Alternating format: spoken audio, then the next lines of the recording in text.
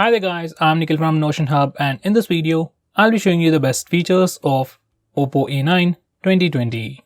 By the way guys, I've already posted a dedicated video for the tips and tricks section where I talked about many things which I won't be covering in this video. So definitely check out that video, link will be in the description. Now with that said, the most highlighting feature about this phone are its stereo speakers.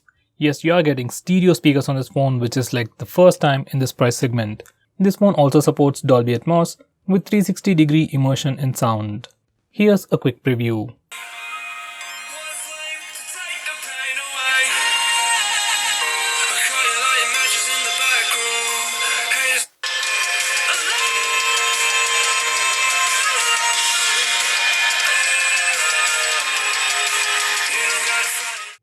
Next best thing about this phone is performance. This phone sports a Snapdragon 665 processor with Adreno 610 GPU, with LPDDR4X RAM and 128GB of storage. Considering the price, this phone is not the most powerful phone in this price segment, but for an offline phone, it's still pretty good. Next best thing about this phone is its display. This phone has a 6.5-inch IPS LCD display with HD+ resolution with nano water drop notch. It has a maximum brightness of 480 nits and has 89% screen to body ratio. Even though it's a disappointment when it comes to resolution, picture quality is still pretty good. Next, we also have a super fast face unlock feature. So even this phone has face unlock feature and it is super fast. In good lighting conditions, it is insanely fast, almost instantaneous, and most of the time, I couldn't even see the lock screen. It is just that fast. It is even faster in low lighting conditions, and it also works very well in complete darkness. Next, this phone also comes with some pretty good cameras. On the rear, it is a 48MP camera with f1.8 aperture, and for selfies, it is a 16MP camera with f2.0 aperture. These are some sample shots. By the way, the only major difference between Oppo A5 and the A9 are its cameras, and there's definitely a huge difference in the camera performance. Next, this phone also has a wide-angle camera on the rear. So it has an 8MP camera with f2.25 aperture with 119-degree field of view. These are some sample shots. Next, we have a dedicated night mode. This is a dedicated mode on this phone that will allow you to take better pictures even in low lighting conditions. Next, we have dazzle mode. Now this is a very unique feature available only on this phone or Realme and Oppo phones. Once you turn it on, everything will pop out, colors will look super saturated, and images will look very pleasing. Next, we have portrait mode for both the front and rear cameras. Now this isn't a very big feature, it's been around for many years, so I won't talk about much. These are some sample shots.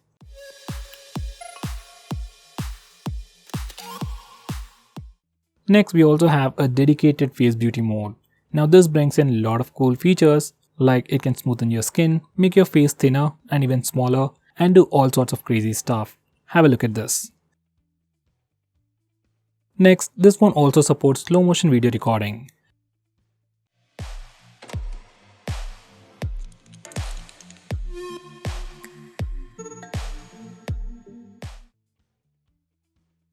Next, this phone has electronic image stabilization for both the front and rear camera video recording.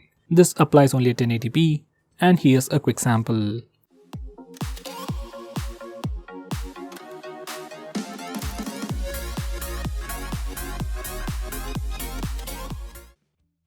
Next, this phone has support for recording video in 4K resolution. You can change the video resolution from the toggles at the top. Now here's a sample footage recorded in 4K resolution, downscaled to 1080p.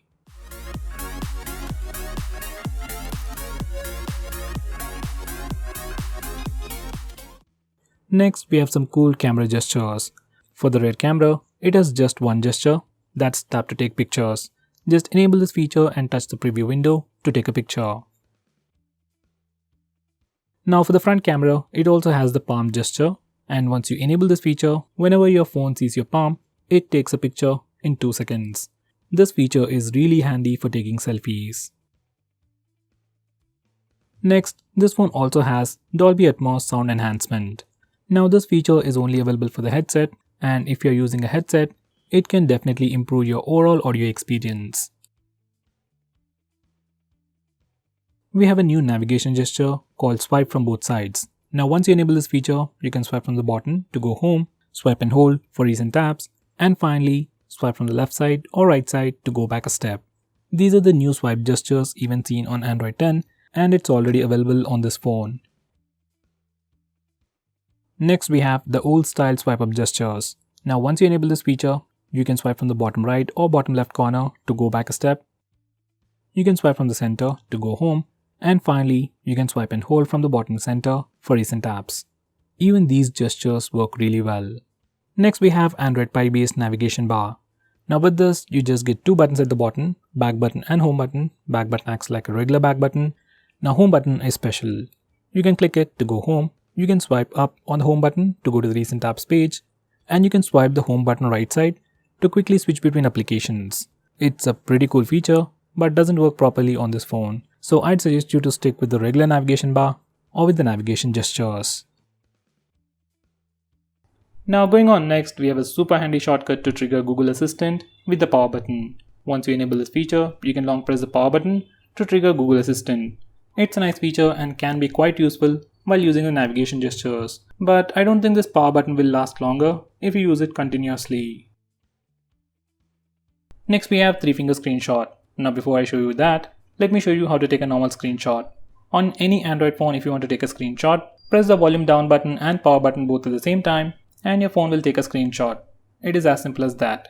Now for some reason, if that's a bit difficult for you, or if you need something more easy, you can enable this 3-finger screenshot gesture. Now once you enable this feature, you can simply swipe down using 3 fingers to take a screenshot. Personally, this is my favorite feature or my favorite way to take a screenshot, and nowadays most of the phones support this feature. Now going on next, we have long screenshot. Now to take a longer screenshot, first you need to take a normal screenshot. You can either use the buttons or the gesture. Now once you take a screenshot, you get this preview. Now click long screenshot. Now just scroll the page up as long as you want to take a longer screenshot. Now going on next, this phone even comes with screen recording. I really don't know why you want to record your screen, especially on an Android phone, but for some reason if you want to record it, you can start it from the notification toggles, or you can also use the smart bar, which can be accessed from anywhere by swiping on the right side corner. You can stop recording by clicking the stop button on the floating bubble. Now going on next, you also have the option to record calls automatically on your phone. So to enable that, go to settings, then select system apps, then select calls. From here select call recording, and then enable the toggle that says all recording to record all the calls automatically on your phone. Next we have flash on call. Once you enable this feature, every time you get a call, flashlight on the phone blinks to give you an indication. This feature can be quite useful when your phone is in silent mode. Next we have a feature called vibrate when you answer an end call. Just like the name suggests, every time you answer a call or end a call, your phone vibrates. It's not a big feature, but adds to the overall experience. Next we have a feature that identifies unknown numbers. Once you enable this feature, whenever you get a call from any unknown number, your phone will check its online database and try to find the contact name. This can be quite useful to check spam calls. Next we have a feature called screen on end calls with power button. Once you enable this feature, you can end calls by pressing the power button when the display is on. When the display is off, clicking the power button just turns on the display. Next we have split screen mode. Now split screen mode has been on Android for a very long time, but on this phone we have some more features. Now to start a split screen mode, as always you can simply press and hold the recent tabs button, or on this phone you can also use the 3-finger gesture. Simply swipe up using 3 fingers to open the current application in a split screen mode. You can choose a secondary application from the list below. Personally, I like this gesture and I wish every other phone has it. Next we have some screen off gestures like double tap to wake. Just enable it and double tap the screen to wake it up. Next you can draw a note to open the camera application. We can also draw a V to toggle the torch. We can also draw characters like greater than or less than for music controls. And finally, you can add custom gestures like you can draw a W to open WhatsApp, M for phone dialer, and so on.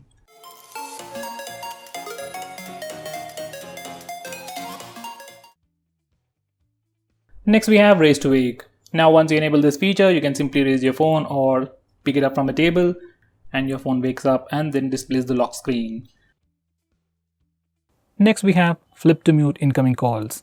Now just like the name suggests, once you enable this feature, you can flip your phone to silence an incoming call.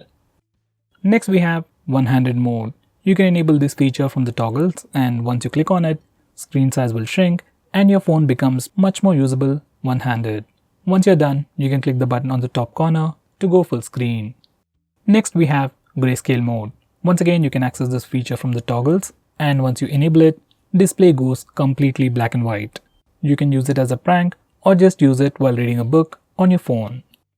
Next we have digital well-being. Now this is a feature from Google that tracks all your usage on your phone and gives you a complete analysis of which apps you're using more, and then helps you limit your usage and block notifications from those applications. Next we have wind down. This feature is part of digital well-being, which can help you sleep faster at night. Using this feature, you can schedule your phone to turn on grayscale mode and do not disturb mode automatically at a specific time. Now going on next, this phone has a very unique feature called Smart Sidebar. It is enabled by default, and this is how it looks like. You have some quick shortcuts, quick actions, and some quick applications. You can access it from anywhere. Even while watching videos or playing games in full screen mode, you can swipe near the notch area to bring it up. From here, you can quickly launch applications, take a screenshot, record the screen, block banner notifications, and finally open few applications in a floating window. Next we have Assist to Ball. Now just in case if navigation gestures are not really your thing, but you still want a much more immersive experience, you can enable Assist to Ball. Once you enable this feature, you'll see a floating bubble that can do multiple actions. Now first you need to select the operation mode. You have gestures and tap mode. I'll go with gestures. Now you can tap once to go back, double tap for multitasking, and touch and hold to go home. If you select tap, once you click it, you just get additional options, just like the iPhones and iPads. Now this is another way to interact with your phone and gives you a much more immersive experience. Next we have Night Shield. Now once you enable this feature, it puts a warm tint on the screen and thereby filters the blue light. According to research, blue light emitted by our displays affects sleep at night. So to prevent that, we have this Night Shield mode, and you can enable it manually or schedule it to automatically turn on or turn off at a specific time. Next we have Startup Manager. Now just like the name suggests, it's a feature that allows you to stop applications from auto starting in the background. Now most of these applications automatically start in the background and then drain your battery life. And for the most part, just applications like maybe Instagram or WhatsApp needs to be allowed to auto start. So you can disable auto start permission for all these applications and further improve the battery life. Next, we have an app lock built into the system, and unlike most phones, we can unlock locked applications either by using the password or the fingerprint scanner, and even by using the face unlock feature. So if you're already using face unlock feature on your phone, most of the time you won't even see the lock screen.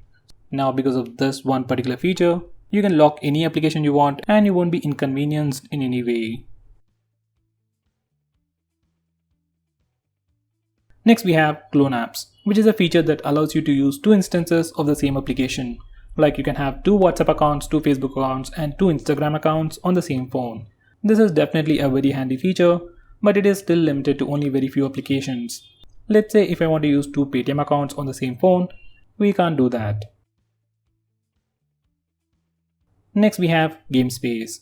Now this feature or application just tries to improve your gaming experience and gives you a lot more cool features.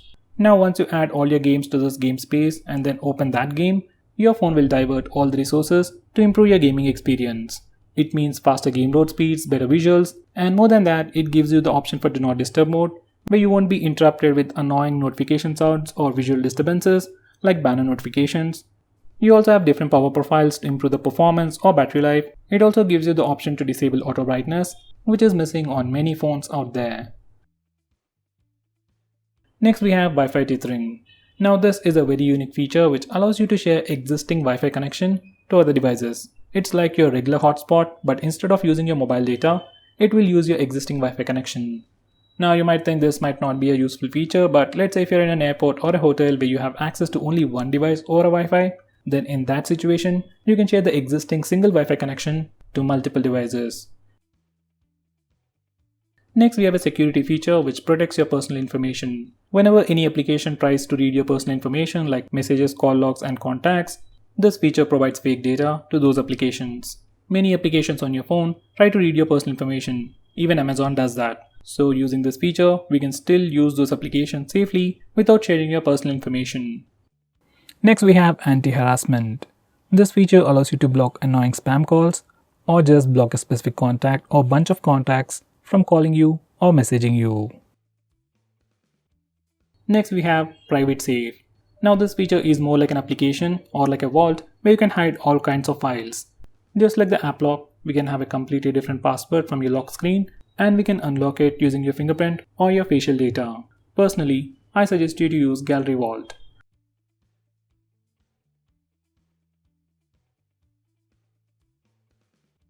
Next we have automatic on-off. Now this is another weird name for schedule power on and power off, and using these settings, we can automatically turn on and turn off your phone at a specific time. Next we have something called Smart Assistant on your default launcher or your default home screen. You can simply go to the leftmost corner to find the Smart Assistant, which simply displays weather information, calendar events, and some quick shortcuts. You can enable it or disable it from here. Next we have Smart Energy Saver. Now this is another feature to improve your battery life. If you enable it, your phone will automatically manage all the apps running in the background to improve the battery life. If you disable it, you get the complete list of applications that are installed on your phone, and you can manually choose to block an application from running in the background. Next, this phone even has support for dual 4G and dual VoLTE. Now this is a SIM card tray and obviously it has support for dual SIM, and along with that it has support for dual 4G and dual VoLTE. So you can use 2 SIMs in 4G or 2 SIMs in VoLTE, like even 2 Geo SIMs on the same phone without any issues. Next, this phone even supports native video calling. Here's a quick preview. Next, it even has a dedicated SD card slot. Nowadays, most of the phones do offer a dedicated SD card slot, but for a phone with this configuration at this price, with all these features, it's quite rare. Next we have Smart Driving. This is another fancy sounding feature which simply gives you various features to manage calls and messages while driving. We have a similar feature on many other phones, but on this phone, we can automatically enable it or turn it on when you connect your Bluetooth in your car, or else you can manually turn it on if you have a bike. Next we have Kid Space. If your kid is troubling you about your phone, he wants to play some games, or maybe sometimes he accidentally purchases stuff, Kid Space can be quite useful for you. Once you configure this Kid Space, your kid will be able to only use specific applications that you choose, and he will be able to use your phone only for a specific amount of time. Once again, it's a nice feature, but if your kid already knows your password, it's completely useless. So guys, those were all the best features. If I missed out on anything important, do let me know by commenting below this video, and make sure you check out my video on tips and tricks section. Link will be in the description. Now, if you're planning to buy this phone, please use the link in the description. It always helps the channel, and if you want us to make any specific video, tweet out to us with the hashtag AskGreedyTech on Twitter, and I'll try to make it as soon as possible. I'm Nikhil from GREEDYTECH signing off. Have a nice day.